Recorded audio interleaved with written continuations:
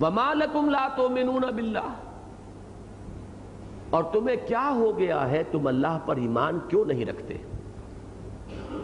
یہ ہے وہ ملامت کا انداز، بالکل آغاز میں نے عرض کیا تھا ان صورتوں کے اندر جھنجھوڑنے کا انداز ہے۔ معلوم ہوتا ہے کہ کوئی آثار ہیں، جذبات ایمانی میں کوئی کمی ہے، جوش جہاد میں کوئی کمی ہے، ایمان کی گہرائی اور گہرائی جو ہے اس کی کمی بھی ہے اور اس کی تلافی کی طرف توجہ بھی نہیں ہے۔ یہ کب ہو گیا تھا؟ جبکہ کثیر تعداد کے اندر اب نئے لوگ داخل ہوئے تھے ایمان کے اندر، اوسط جو ہے وہ گر گیا تھا۔ اور اس دور میں ہم جس دور میں سانس لے رہے ہیں، ہمارے پاس تو شاید ہی کسی کے پاس کوئی رمق ہے، لہذا یہ جو آیات ہے یہ ہم سے بہت زیادہ گہرائی کے اندر متعلق ہے کہ ہم میں سے ہر شخص اپنے آپ کو ذاتی طور پر مخاطب سمجھے ان آیات کا۔ وما لکم لا تؤمنون باللہ، تمہیں کیا ہو گیا ہے؟ ایمان اللہ پر کیوں نہیں رکھتے؟ کیوں اعتماد نہیں کرتے اللہ پر؟ کیوں تمہارا توکل نہیں ہے اللہ پر؟ کیوں تمہارا وثوق نہیں ہے ذات باری تعالیٰ پر؟ کیوں تمہیں یقین حاصل نہیں ہے اللہ پر اور اس کی قدرت پر اور اس کے علم پر؟ والرسول یدعوکم لتؤمنوا بربکم، در حالے کہ رسول تمہیں دعوت دے رہے ہیں، پکار رہے ہیں، بلا رہے ہیں کہ ایمان پختہ رکھو اپنے رب پر۔ اب اس کے مخاطب اول تو اسی وقت کے لوگ ہیں جبکہ رسول صلی اللہ علیہ وسلم بنفس نفیس موجود تھے، دعوت اور تزکیہ اور تربیت خود فرما رہے تھے۔ اب گویا کہ یہ چیز طبعاً ہے، حضور کی احادیث ہے، حضور کا لایا ہوا قرآن ہے، وہ ہمارے پاس ہے، حضور کی سنت ہے جو ایک زندہ و تابندہ حقیقت کی حیثیت سے اب بھی موجود ہے، لہذا وہاں وہ معاملہ تھا بالکل مجازی و حقیقی، اور یہاں اس کے ساتھ تسلسل جو ہے وہ مجازی ہے۔ والرسول یدعوکم، رسول تمہیں بلا رہے ہیں، پکار رہے ہیں، اور کس بات کے لیے بلا رہے ہیں؟ پکار کیا ہے؟ لتؤمنوا بربکم، کہ تم ایمان رکھو اپنے رب پر، کسی غیر پر نہیں، جو تمہارا خالق، مالک، پالنہار، پروردگار، تمہارا رازق، تمہارا آقا، اس پر ایمان، اس پر یقین، اس پر اعتماد، اس پر تکیہ، اس پر بھروسہ، اس پر توکل، اس کی طرف بلا رہے ہیں۔ وَقَدْ أَخَذَ مِيثَاقَكُمْ إِن كُنتُم مُّؤْمِنِينَ، اور وہ تم سے قول و قرار لے چکا ہے، پختہ عہد لے چکا ہے اگر تم مومن ہو۔ مومن یہاں پر دونوں معنی میں آ جائے گا، اگر تم تصدیق کرنے والے ہو تب بھی، اور ایمان اصطلاحی بھی آ جائے گا اگر تم مومن ہو، یعنی جو دعوے دار ہے ایمان کا، تو اب یہ دعویٰ یا جھوٹا یا سچا ہے۔ اگر تم سچے مومن ہو، تمہارا دعویٰ جو ہے سچائی کا ہے، تو پھر تو اللہ سے قول و قرار ہو چکا۔ ایک قول و قرار تو وہ ہے عہد الست بربکم، وہ تو کر کے ہم دنیا میں آئے، تم سے ایک عہد لیا جا چکا ہے اگر تم مانو، تصدیق کرو۔ اور ایک وہ قول و قرار ہے جو ہم نے ایمان کے دعوے کی شکل میں کیا ہے، جب اللہ کو مان لیا، رسول کو مان لیا، تو گویا کہ ہم نے اللہ کے ہاتھ اپنے آپ کو فروخت کر دیا۔ ان اللہ اشتری من المؤمنین انفسهم واموالهم بان لهم الجنہ، اللہ تعالیٰ اہل ایمان سے ان کی جانیں اور مال خرید چکا ہے جنت کے عوض۔ تو معلوم یہ ہوا کہ جب خرید و فروخت ہو چکی، اب یہ تمہارا ہے کہاں؟ صرف یہ ہے کہ ابھی قبضہ اللہ نے لیا نہیں ہے، خرید و فروخت ہو چکی۔ اگر تم مومن ہو تو تم تو دے چکے، اب اللہ نے کہا رکھو میری امانت اپنے پاس، صرف کرتے رہو میرے راستے میں، تو اب تو یہ امانت کو امانت کے حقدار تک پہنچانے والی بات ہے، تمہاری شے تو ہے ہی نہیں۔ یوں سمجھو کہ اس نے بڑا فضل فرمایا، اس میں سے کچھ تمہیں بھی خرچ کرنے کی اجازت دے دی ہے، ورنہ ایمان کا تقاضا تو یہ کہ کل مال اور کل جان اللہ کے ہاتھ فروخت ہو چکی۔ ان اللہ اشتری من المؤمنین انفسهم واموالهم بان لهم الجنہ، اللہ نے خرید لیے ہیں اہل ایمان سے ان کی جانیں بھی، ان کے مال بھی جنت کے عوض۔ اب معلوم ہوا کہ دے تو چکے، اگر تم مومن ہو تو یہ قول و قرار ہو چکا، بیع و شرع ہو چکی، خرید و فروخت ہو چکی، اب یہ تمہارا ہے ہی نہیں۔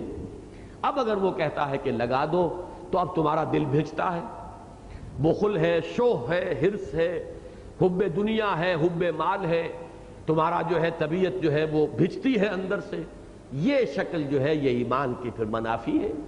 نالکم، کیا ہو گیا تمہیں؟ تم لوگ کیوں نہیں یقین رکھتے اللہ پر؟ درا حالے کہ رسول تمہیں بلا رہے ہیں اب کہ ایمان رکھو اپنے رب پر، اور وہ تو قول و قرار لے چکا ہے، عہد اور معاہدہ ہو چکا ہے اگر تم مومن ہو یا اگر تم مانتے ہو۔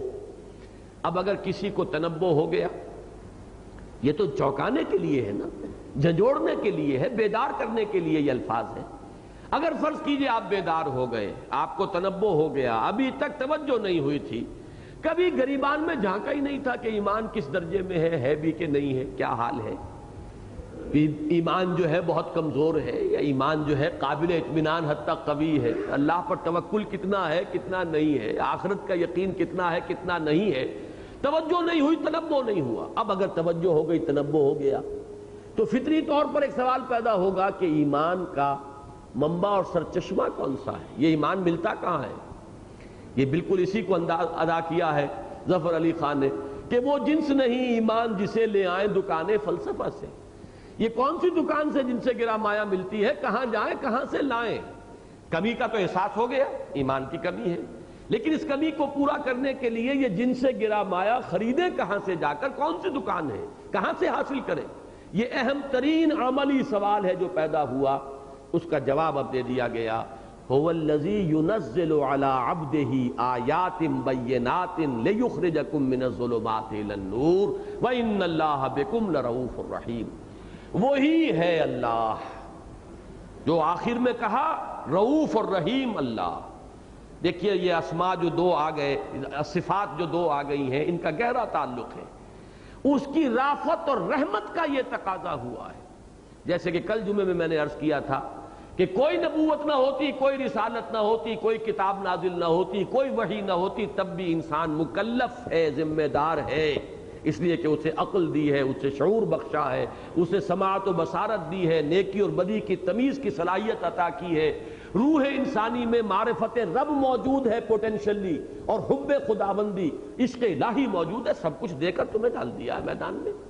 اب آزمائش کا دور ہے، لیکن یہ اللہ کی رافت اور رحمت کا تقاضا ہے، اس کی شان رؤوفی اور رحیمی کا یہ ظہور ہے کہ اس نے اپنے بندوں پر اپنا کلام نازل فرمایا، اور اللہ تعالیٰ نے اپنے محبوب بندے پر عبدہ و رسولہ، وہ جو کہ عبدیت کاملہ کے مقام پر بھی فائز ہے اور رسالت کاملہ کے مرتبے پر بھی فائز ہے، وہ ہے جو نازل فرما رہا ہے اپنی آیات بینات اپنے بندے پر صلی اللہ علیہ وسلم۔ هو الذی ينزل علی عبدہ، اب جی تو چاہتا ہے کہ اس عبد پر بہت کلام ہو کہ عبد دیگر عبدہ چیزیں دیگر، حضور عبد ہیں لیکن ہم بھی عبد ہیں اور حضور بھی عبد ہیں، چہ نسبت خاک را بعالم پاک۔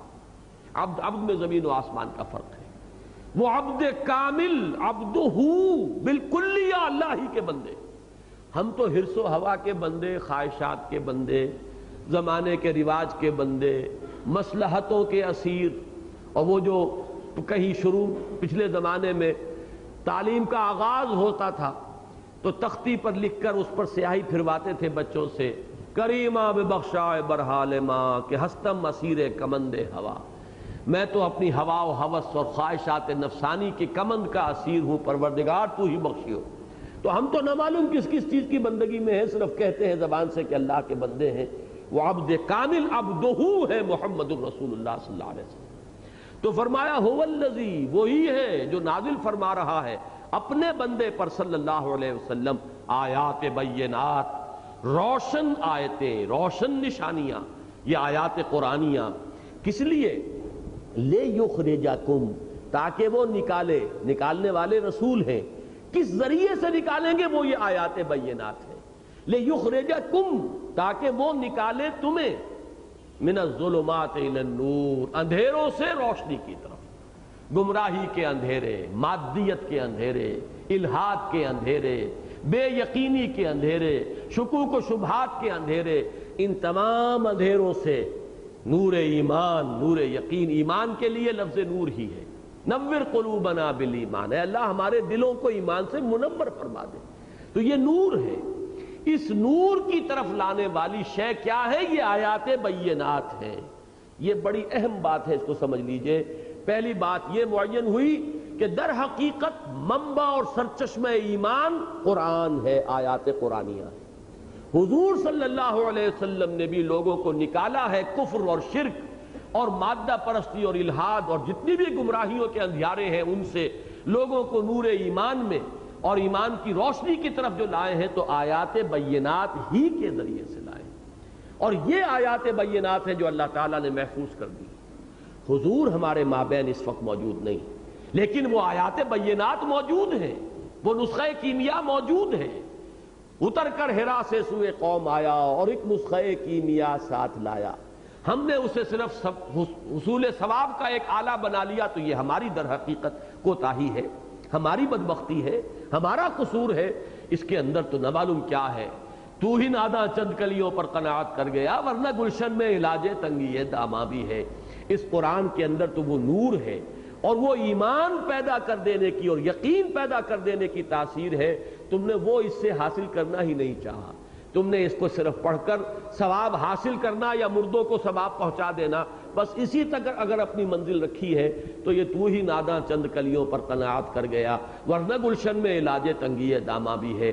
قرآن کا مقصد نزول اس گمراہی کے اندھیروں سے نکال کر ایمان اور یقین کی روشنی میں لانا، یہ ہے اولین، اور اس کے لیے حوالہ دیا اللہ کی دو صفات کا، وَإِنَّ اللَّهَ بِكُمْ لَرَؤُوفٌ الرَّحِيمٌ۔ یہ اللہ کی شان رؤوفی اور رحیمی کا صدقہ ہے، یہ اس کا مظہر ہے کہ اس نے وہ کتاب نازل فرمائی اپنے بندے پر، اور اب ہم یہ کہیں گے مزید کہ یہ اس کا ہی رحمت کا مظہر ہے۔ اس نے اس کتاب کی حفاظت کا ذمہ بھی لے لیا، اِنَّا نَحْنُ نَزَّلْنَا الذِّكْرَ وَإِنَّا لَهُ لَحَافِظُونَ۔ ہم نے ہی اس ذکر کو نازل فرمایا اور ہم خود ہی اس کے محافظ ہیں، تبھی آج یہ کتاب ہمارے پاس بھی ہے، ورنہ تورات کی حفاظت کا ذمہ نہیں لیا اور انجیل کی حفاظت کا ذمہ نہیں لیا، حفاظت کا ذمہ لیا اس قرآن مجید کا۔ یہ بہت بڑا فضل ہے۔ ان فضلہ کان علیک کبیرا، سورہ بنی اسرائیل میں حضور سے صیغہ واحد میں خطاب ہے، لیکن آپ غور کریں گے تو طبعاً ہم سب شامل ہیں اس میں۔ ان فضلہ کان علینا کبیرا، یقیناً اللہ کا فضل ہم سب پر بہت بڑا ہے۔ اس نے یہ کتاب نازل فرمائی اپنے بندے پر، اور پھر اس کتاب کی حفاظت کا ذمہ لیا کہ وہ آلہ جو ہے ایمان کو پیدا کرنے کا، اور وہ بھٹی نور ایمان کی اور حرارت ایمانی جس سے حاصل کیا جا سکتا ہے، وہ ہمارے پاس ہے۔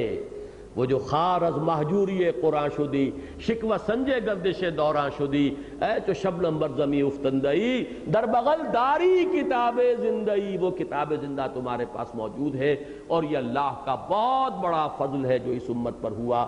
بارک اللہ لی ولکم فی القرآن العظیم ونفعنی وإیاکم بالآیات والذکر الحکیم۔